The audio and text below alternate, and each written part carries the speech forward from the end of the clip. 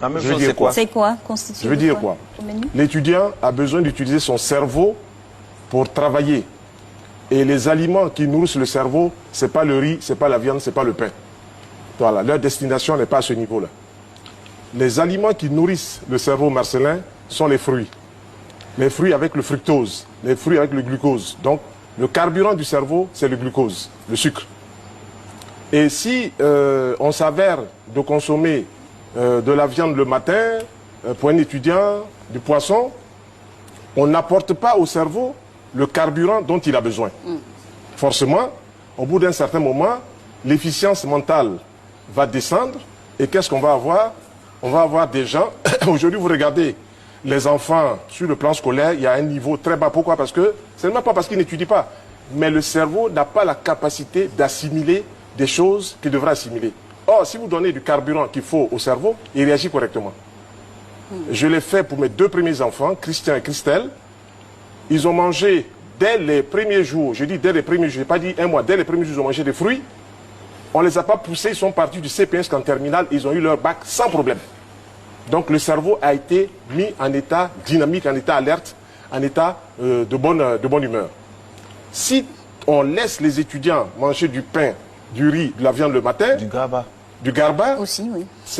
Pour moi, ce n'est pas conseillé. Pourquoi? Parce que cette alimentation-là ne nourrit pas le cerveau. Or, des médecins en France ont fait l'expérience de voir comment est-ce que le sucre allait au niveau du cerveau. Ils ont fait une expérience avec un appareil qu'on appelle le scintigraphe qui permet de voir quand le sucre est digéré, où il va. Et on a pris un groupe où il y avait du sucre blanc, sucre ordinaire, et puis un groupe où il y a de la banane.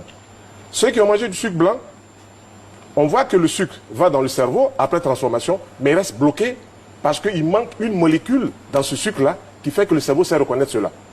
Et donc le cerveau reconnaît que le sucre blanc n'est pas bon et donc bloque la molécule en attendant des jours meilleurs. Par contre, ceux qui ont mangé de la banane douce, donc du sucre de bonne qualité, le cerveau a utilisé ce sucre-là à bon escient.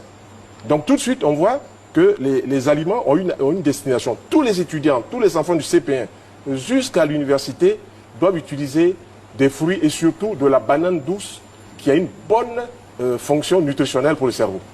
Voilà. Donc voilà ce que je voulais dire par rapport aux intellectuels et aux étudiants. Ça, c'est bon pour qui? L'igname, par exemple, je n'ai pas dit que les étudiants ne peuvent pas manger, mais je dis, pour le cerveau, pour étudier, il faut des fruits. Il faut le fructose et le glucose. Disons, parlons clairement, il faut plus de fruits. Ça veut dire que ce n'est pas exclusivement des fruits. Non, pas exclusivement des fruits. Il faut plus de fruits. Et il y a des moments bien précis. Voilà. Et à midi, par exemple, les étudiants, les intellectuels devraient utiliser des légumes. Et puis avant de manger un aliment cuit. Mais il ne faut pas oublier que c'est le cerveau, dans les études, qui a besoin d'être stimulé. Et pour stimuler le cerveau, ce n'est pas l'igname. Pour stimuler le cerveau, ce n'est pas la banane, plantain. Pour stimuler le cerveau, ce n'est pas le taro. Pour stimuler le cerveau, ce n'est pas le riz. Pour stimuler le cerveau, qui fonctionne jusqu'à un âge très avancé, moi j'ai 63 ans, mais vous me demandez quelque chose qui s'est passé il y a 30 ans, je vous le dis. Parce que toute la journée, je mange des fruits, le soir, je fais une assiette de légumes avec un peu de protéines et puis un peu de riz ou de pâtes. Donc mon cerveau est alerte. Vous me parlez de quelque chose, je vous rappelle ça tout de suite. J'ai dit, mais il a une mémoire. Oui, tous les patients qui arrivent chez moi, si j'ai vu par exemple 100 patients dans l'année, les 100 patients, je connais leur nom et je sais pourquoi ils sont venus.